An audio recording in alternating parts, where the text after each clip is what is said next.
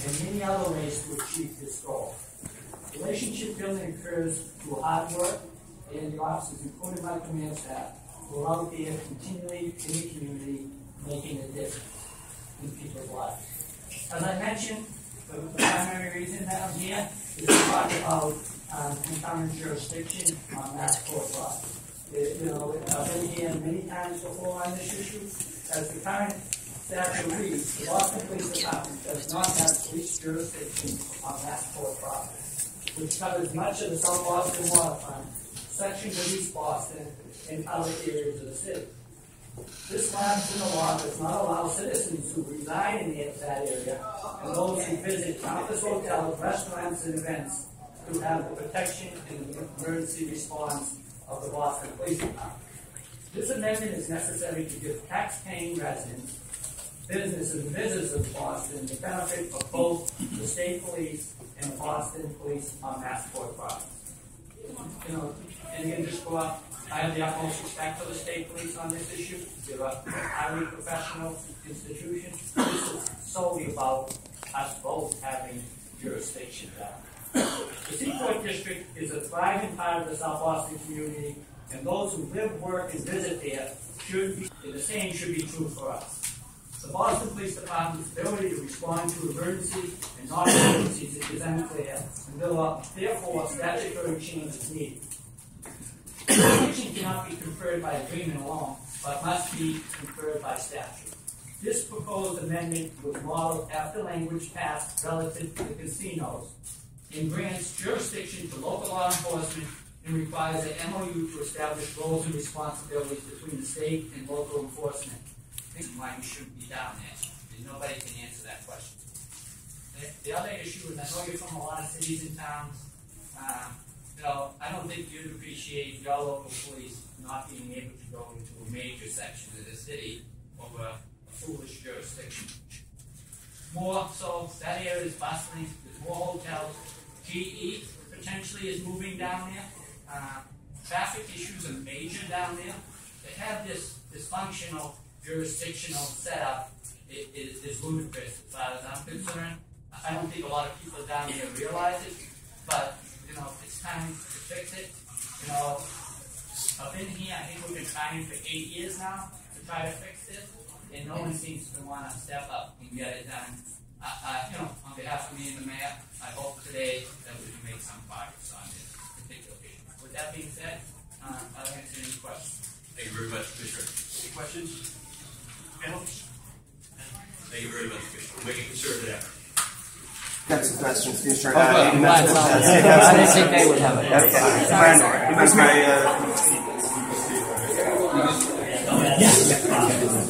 So how big is this area in the Seaport where state police have? Well, it's probably,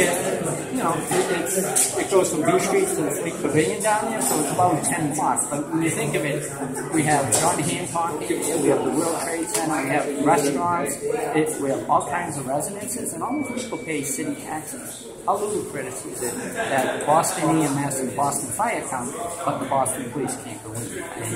And so, it's a jurisdictional thing where the state police will not relinquish control, but it's not about details, it's not about money, it's just about providing good public safety by both agencies down there. Have you been in touch with the Baker administration about this? Yeah, I've talked to the governor, I've talked to the leadership, and I've talked to a lot of people in here, but it's just, as ludicrous as it is, it just doesn't get down there. What would you guess the reason is that this situation stays I think the state police have a lot of power in this state, and as much as this makes sense, we can't get it done. On the body cam issues, on the body cams, there's a bill up here that would require body cams for all police officers. I know Boston has a pilot program. What do you think about that bill? Well, I don't like it mandated. It's still too early in its infancy. We're going to put a program into effect in May.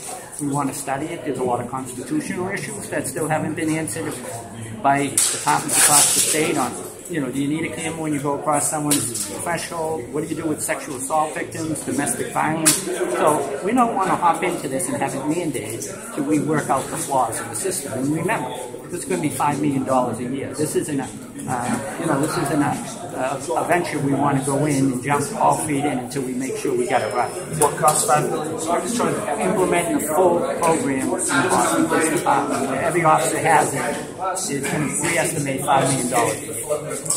You said that the jurisdiction issue is not about the details, and I'm assuming you mean for Boston Police. Is there more details for state police? Well, very well could be about them, but we have about 10,000 details. We can't even get people to want to work in all the details we have. So, we said to them, you can keep all the details, and we'll sign an agreement that they can have all the details here. All we want is if someone calls because they have a domestic issue, that the Boston Police, has a domestic violence, can do proper follow-up. State police run Leicester, but they have a whole different function.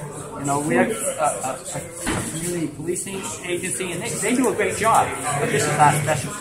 So if there's like a homicide or something in that area, the state police will do the entire investigation? Yeah. Unfortunately, we might get there first, because we'll never go away from a 911 call. We'll still respond, but we'll have to turn the whole thing. And would you want concurrent jurisdiction with Conley Terminal in South Boston and with the airport, or you're just talking about the city seaport? City streets. People pay city taxes. How do you tell those people that they can't get city? They get the Boston Fire, they get the Boston EMS, but hey, Boston Police can't go in just over city jurisdiction. That has nothing to do with money. It's a part of our city, and there's no good reason. And I asked the legislators here, give me one good reason, and nobody could, and there was no question for that. Thank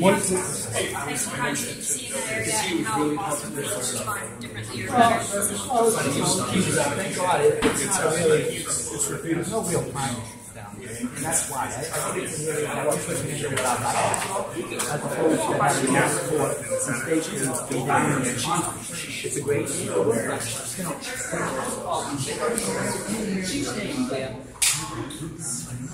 ring the bell and stay true.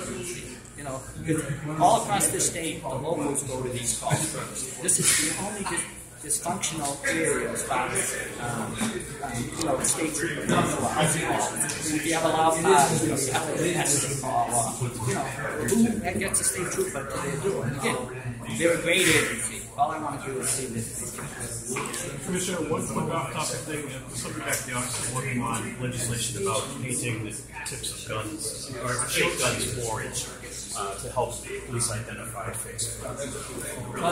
And I guess the tack she's taking is that some of the bad elements in Boston are painting real handguns with orange. Trying to deceive police. Are you aware of it? No, and again, so far this year, our office has been doing a great job. I think we already got 70 guns on the street this year. We only had about 33 at this time last year, so we're not seeing any orange color guns out there. We're seeing some real bad guns out there. Guys and girls doing a great job. Thanks, guys. Thank you.